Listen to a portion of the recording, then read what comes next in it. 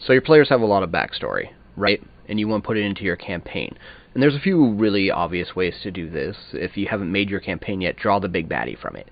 Find the biggest, baddest person that they have in their backstory. You know, the person that inevitably killed their parents because every player character ends up being an orphan. Or, I don't know, what have you. Whatever, everyone has a villain in their backstory almost. Steal it. Make it yours. That's your villain. They have a reason to fight it now. Cool. Backstory engaged.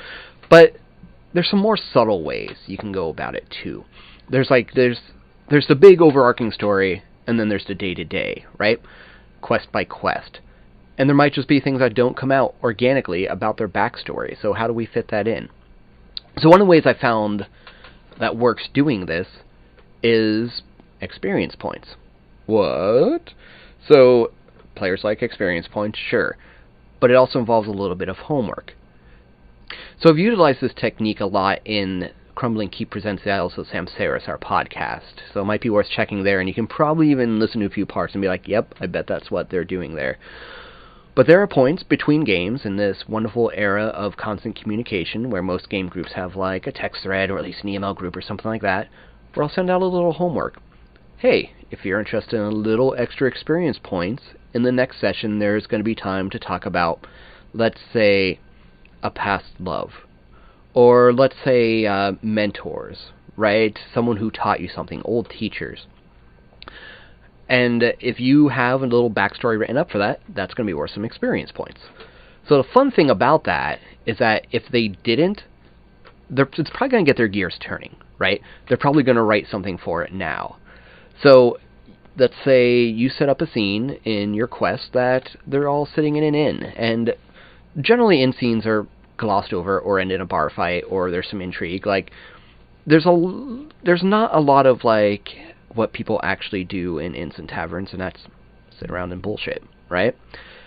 So, but let's say you work this scene in there, and an NPC brings up a story about their long-lost love, or their mentor, and then everyone can just go around the table, and just like they're telling a group of friends that maybe they haven't known their whole life a story, that's exactly what they're going to be doing.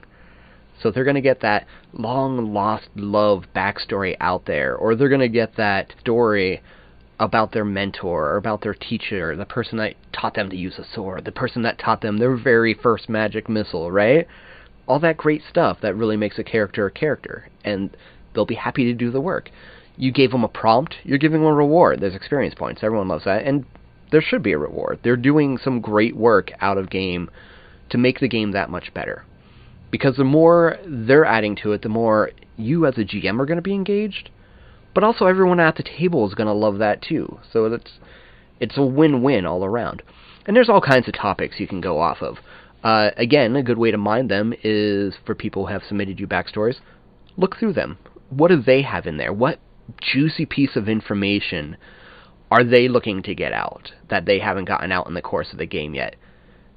If there's, let's go back to that big bad example, there's a major villain from their past, someone that's done them an incredible wrong, and it hasn't come up in game yet. Maybe it's planning to in the next few sessions. This will be a great time for foreshadowing.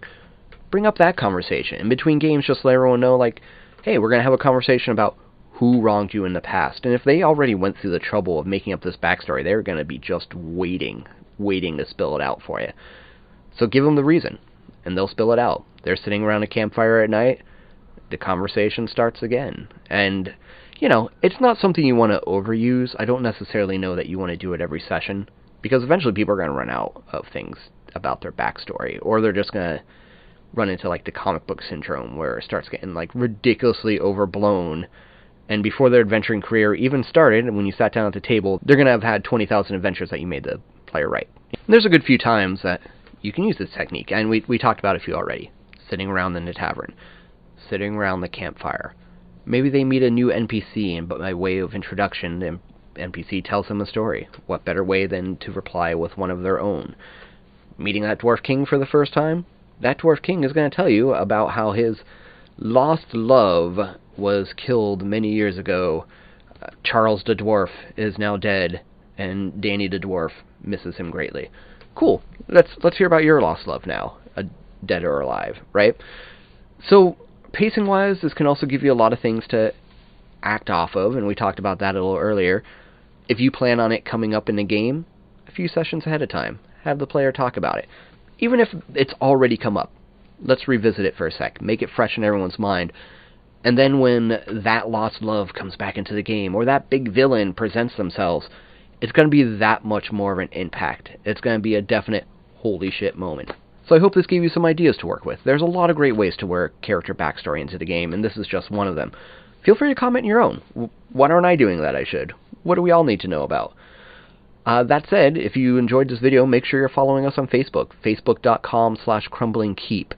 And if you'd like to see more of these, give us a little tip, paypal.com/crumblingkeep. That is CRUMBLINGKEEP, and drop us a few bucks. If you want to read about more tips we've had, go to our website, crumblingkeep.com, and on that top bar, you're going to find a little link for Crumbling Upkeep.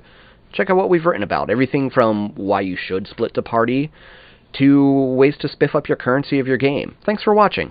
I hope your next roll is a crit. You deserve it.